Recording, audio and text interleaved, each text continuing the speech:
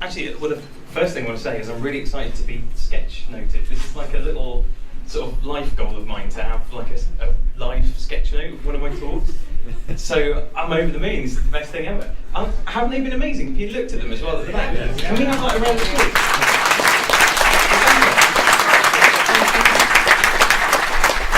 The only thing I'm worried about, is the next half an hour is going to be drawing my beard in. So I'm sorry about that. It's a really old picture where I look 10 years younger and liney. So that's it's exactly what I used to look like. So yes, my name is Tom Haczewski. I had to look that up then. My name is Christ. Is that my name? Normally people say, "How do you say your name?" And I go, "Actually, I do get this question a lot." And actually, you just say it how it looks. It's Tom. Every time, you can only tell the joke once. Anyway, thanks for having me here. I'm Tom Haczewski. I run a company called The User Story, and we are a user experience agency, consultancy kind of thing, based in Norwich. And we've been running for about 3 years. So what we do is we help companies to improve their digital products and services through a combination of sort of research and prototyping and all sorts of things like that. So, we work with startup companies, perhaps when they've just gone through their Series A and they've got a bit of funding, because you can't work with startup companies without any money, right? Up to big multinational companies like Virgin Wines and Barbour and things like that. One of the questions you're going to have, right, is surely, what is this felt tip pushing, Photoshop jockey going to be telling me about code, right? I'm with you. I'm a UX designer, and when we think about UX designers, what we think about is, well, first of all, this. We are killing entire rainforests for our post-it note quota most weeks, I think. That's kind of thing. But I looked up UX designer on Google Images the other day, and I saw this. Apparently, Google thinks that UX designers just draw on walls. Just constantly drawing on walls, forever, just drawing on walls. And it's sort of true, but actually what UX design is not quite what a lot of people think. Because I think a lot of people think UX designers are the visual bit. We're the bit that sort of colour things in and we draw on walls. But that's not strictly true. Actually, good UX designers are about connecting lots of different things together. And often we are what is considered to be that sort of T-shaped person, in that we have a really good, strong knowledge of one thing, which might be connecting lots of things together, or a process of some description. But actually, we need quite a broad knowledge of lots of different things. And my background isn't actually in design at all. My background is in development. So when I started, coding things, I started in primary school, coding on BBC micro computers. All the way through high school, building things which I didn't really realise what I was doing, really, but you kind of work it out when you get to business life. Oh, right, I've been coding websites all this time. But actually, my first job was kind of this really weird combination where we would build some front ends of sites, we would draw stuff, we'd present stuff to other people, we'd connect back-end developers with users, we'd do research. And it turns out that what I was doing was UX design and UX research. I didn't really realise that at the time. So UX design is about connecting the needs of business, connecting how developers work, and connecting users together to get a good result for products. And one of the questions that I hear quite a lot, actually, is should designers code? Which is a curious question. My response to this is always, well, of course, designers should code, or at least if they're not coding, they should have an appreciation of code. I think it's really hard for us to design products, for developers to build, if we don't know, A, how developers are going to build them, and B, whether developers want to or can build them. And the last thing we really want to do is just suggest things that are going to be impossible. Suggest things that nobody in their right mind would build, or that your data structures or infrastructure can't support. But one of the questions I don't really hear very often is, should coders design? Which is even more curious. Why don't we hear this question more often? Is there more weight on doing stuff than there is about building good stuff, or about that sort of pre-planning? So I had to really think about this and looked up what the definition of design was. So design is the creation of a plan or convention for the construction of an object, system, or measurable human interaction. And that sort of makes sense, but if you break that down a little bit, there's two words that are really interesting there. One is plan. And a plan is about making sure that you're going to do things well. It's about getting your approach right. It's about making sure that something's going to work eventually. It's not actually doing something, but it's sort of making inroads so that you know that things are going to succeed in the future. And it's about coordination. It's about bringing lots of different things together to get a good result at the end. And then the other one is convention. And as UXers, we're really interested in convention, and we're really interested in having things look consistent and feel consistent throughout interface. But so are developers, right? Because we want to write code that is reusable. We want to write dry code, don't repeat yourself. We want to write code that, is easy to understand. And so we want to write code that's obvious. And as UXers, we want our interfaces to be obvious. So it's sort of starting to all fall together. And when we look at plans in other industry, this is the sort of thing we think about. And if you were going to build an auditorium or a football stadium, the last thing you'd want to do is start laying bricks first, because you don't really know what the thing's going to look like, when you started. So you ask someone to draw up this sort of thing, a blueprint, and you might create 3D physical models of that big building, or you might create a VR model or a clickable thing that somebody can interact with. And again, you're doing this so that you're planning for this thing to not fall down on everyone's heads when they're in it. Case in point, a bridge that was recently built. We've seen the tragic incident this week actually, where a bridge has been put up. I'm not sure quite how much planning was put into this thing, but big cheers and everything when this bridge went up, and of course it's collapsed and it's killed people. So planning is an important aspect of anything that we do, and it's no less important for digital. And we already do some of this stuff already. So if you're a waterfall company or organisation, or if you work in a waterfall environment, most of your life is planning, really, isn't it? To be honest, you're going to be doing lots of this stuff. You're going to be writing an awful lot before you actually do anything at all. And even in Agile, if you're in an Agile development house, you're still doing bits of this stuff, even though there's not much in the way of documentation. You want lots of documentation. We're still writing user stories. We're still building out acceptance criteria for what it is that we want to develop. But it's just happening on a much quicker cycle. But the problem with a lot of that stuff is that written things can have different interpretations, and I've been in many teams where acceptance criteria looks one way and it's delivered, and it punts out a sprint later, and of course actually what's happened isn't quite what somebody was expecting. You must have all had something like that happen before in the past. So I had a look at the Agile software manifesto. This is agilemanifesto.org, by the way. I don't think this has been updated in like 15 years or something. It's amazing. It's like an old relic of the internet. I love it though. The one thing I don't love is all the kind of fat, balding men in it, which is a bit of a shame. We kind of want a little bit more of a diverse population of people, but can't have everything. But the whole point about Agile is about getting stuff out quickly. It's about delivery of stuff over documentation, so that kind of goes against the whole planning thing. And if you look at the manifesto itself, it's individuals and interactions over processes and tools. That's interacting with each other. That's all really lovely. And customer collaboration, responding to change, working with software. All these things are all very lovely. But I feel like we've kind of not left room for that pre-work. We've not actually left room for engaging with other people as part of this process. And I think it all comes down to this, and I think a lot of the time we kind of forget that we're not really delivering code. So as developers, we make code. That is what we literally deliver. But that isn't actually what we're delivering. What we're delivering is value. And this gets missed an awful lot, and I think it's kind of because of this.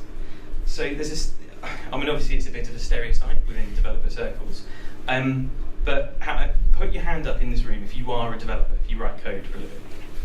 Okay, so the vast majority of people. Put your hand up again if you are one of those developers who has seen the face of your user on a regular basis.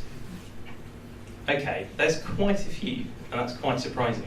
I wonder how many of those are in person. Have you spoken to those users as well, I wonder? Okay, so yeah, it's diminishing numbers. But I think that this stereotype of kind of the white, glasses male surrounded by Pepsi and pizza, you all know it.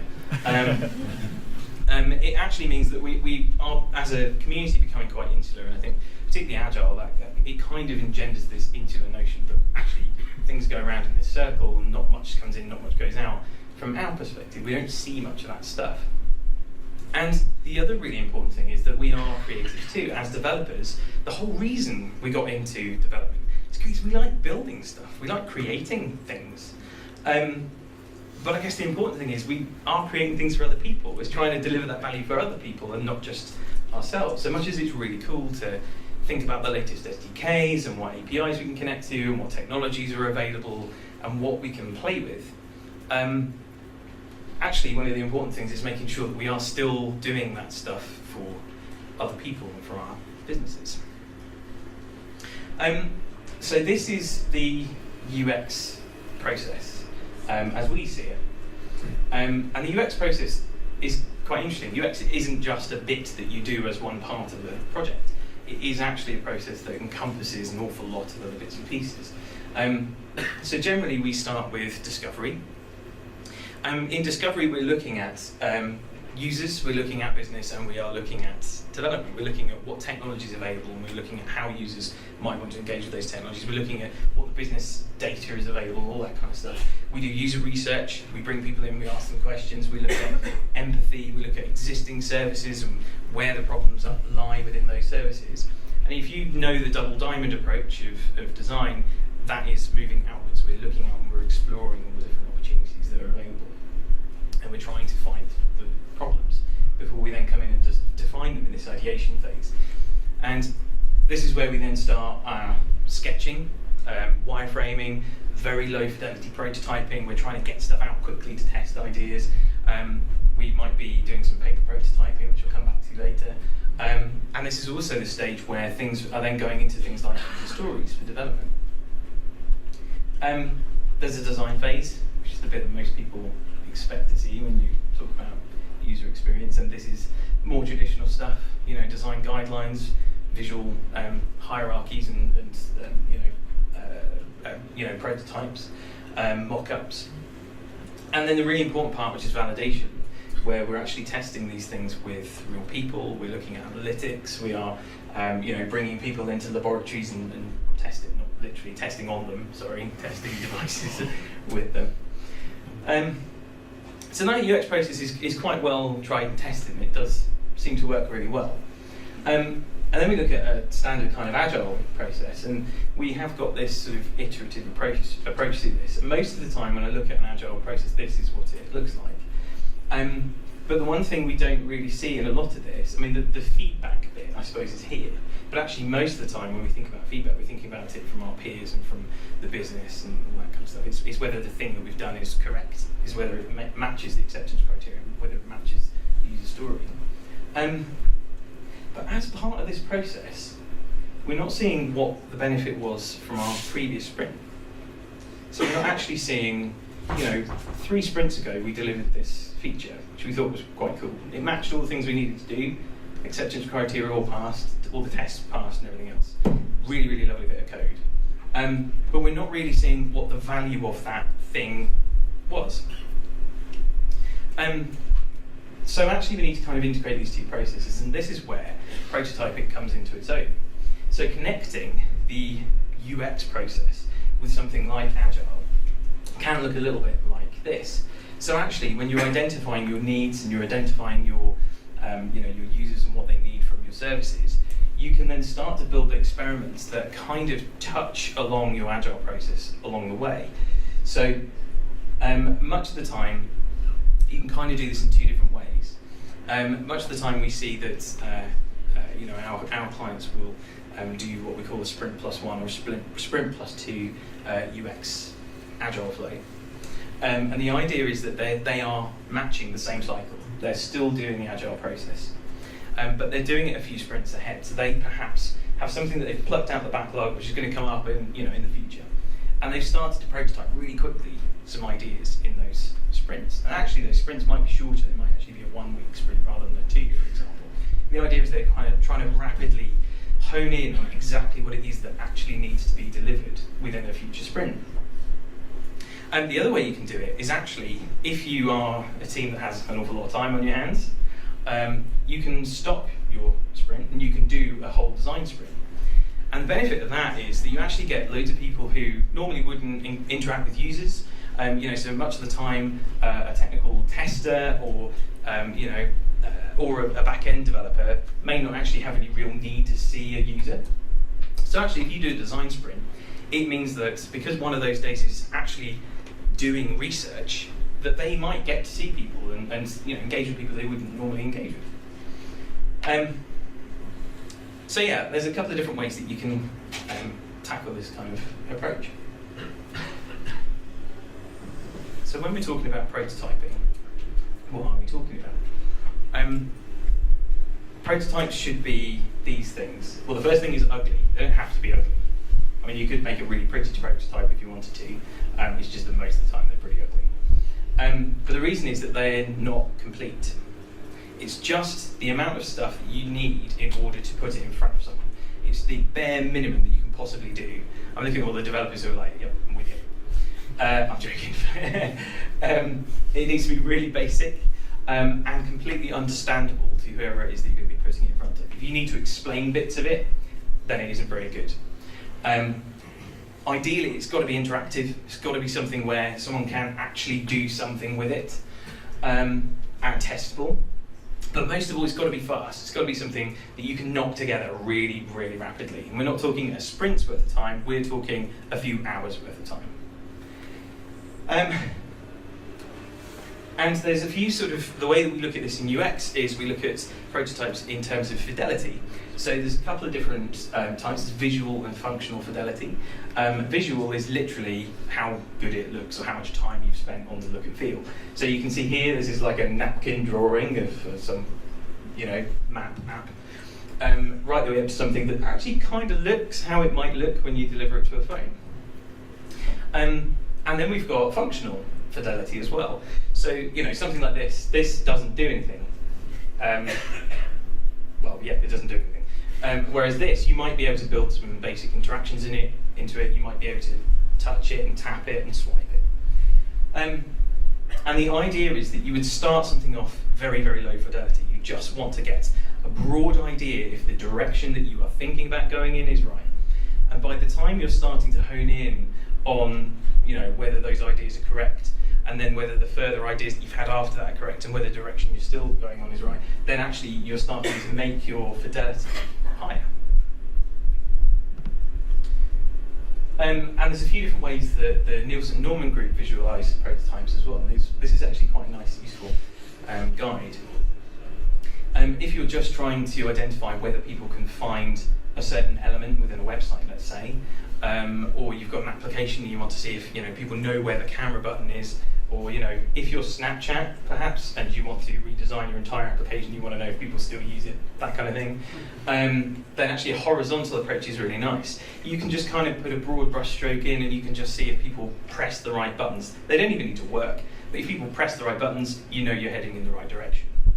Whereas if you want to test something like an e-commerce flow, if you want to see if people can actually check out through a flow, or if you want to see, I don't know, if people identify products correctly and things like that, then you might actually need something like an M prototype, where you've built some of those pages or you've built some of those interactions, and there's a little bit more interactivity in a few different places, so people can explore and they can find things, and it kind of helps you see whether the entire feel of an application is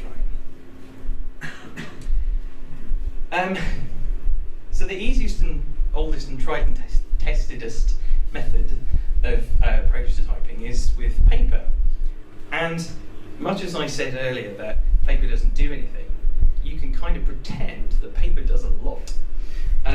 So here's a couple of ideas about paper prototyping. So if you're building websites and apps, draw them. The really cool thing about paper prototyping is you don't need to be a developer, you don't need to know tools other than a pen. Most people can use a pen. And just, you have a bit of an arts and crafts day. You can cut things up and stick things in. What's really cool is if you've got things like interactions you need to add data in, you can write them on little post-its, which means you can remove again afterwards. This one's really nice as well. You can actually paper prototype an in-car interface if you wanted to.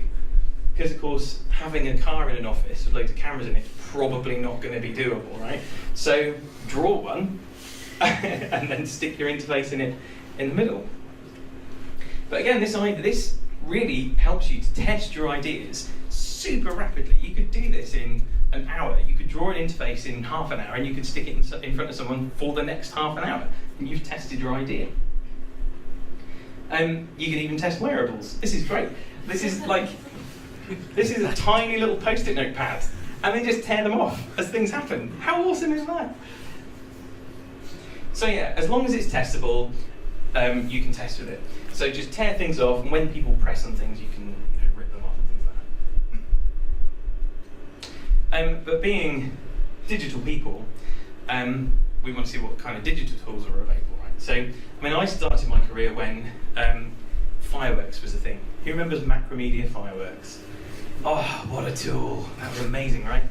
But even fireworks, it was great for web development, for web design, vector-based tool, all that kind of stuff.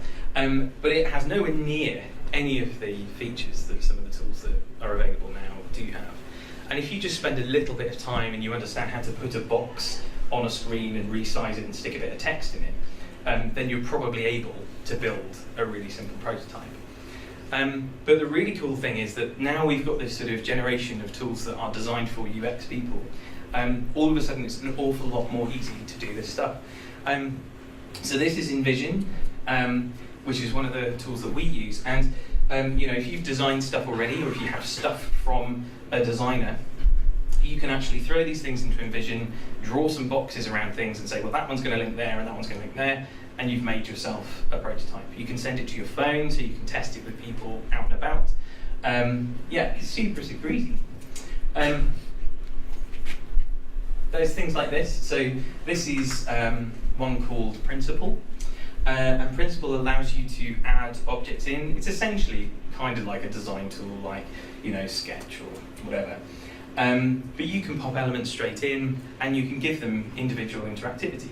So things can move and even transform. And the really nice thing about tools like this, and there's one called Proto.io, which is really superb. What they do actually is they kind of expose some of the code almost that you would write into JavaScript or whatever your front-end language is, to then make these things work in the real world, which means you're kind of already coding, except you're not writing any code at all. You can, in most of these things, you can add things like variables, which means you could actually make basic shopping carts and calculators and things without actually touching a line of code at all. So it's a really nice way of proving to someone else or showing someone else what your interface is going to be when you can spend an entire sprint on it. And again, as long as it's testable, that's useful. This is Axio, which is this is the industry standards UX design tool, if you like, and it's a wireframing tool. It is ugly as sin. It really is. Look at it. Who picked that sort of weird pink and green colour scheme? I don't know, but anyway, it's really powerful though. So much as it is ugly, you can create variables, you can create masters that are shared across the entire platform. It exports an HTML and all kinds of CSS and stuff. So actually translating this into something later on down the line is really useful. And eventually you end up with something like this. So you can actually press things and you can test stuff. And this looks and feels like quite a good real application. But was put together with absolutely no code at all, and is testable on the phone. And the really cool thing is, so I'm going to see if I can make this work. Let's see. Yeah. So this is Proto Dying, and they've just implemented a new feature which allows you to test a 360-degree photo. So you can upload a 360-degree photo. So whoever has that camera today, get into Proto.io, because you can literally build a prototype with the photos that you're taking today. This is no lines of code at all. You can upload this into or get the link, show it on your phone, and stick it into a VR headset.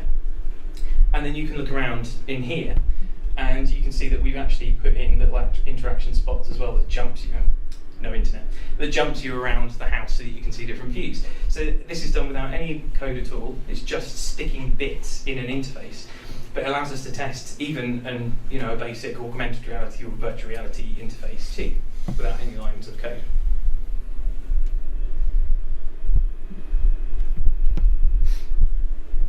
So, I guess coming back to my original question, should coders design?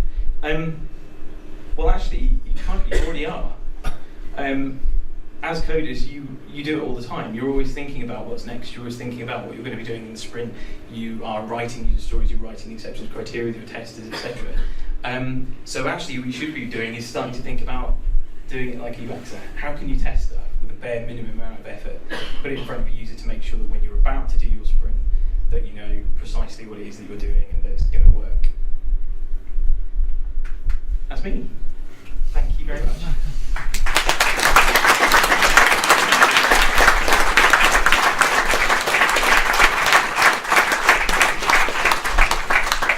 Thank you, Tom. We've got time for a few questions. If anyone has any, raise your hand.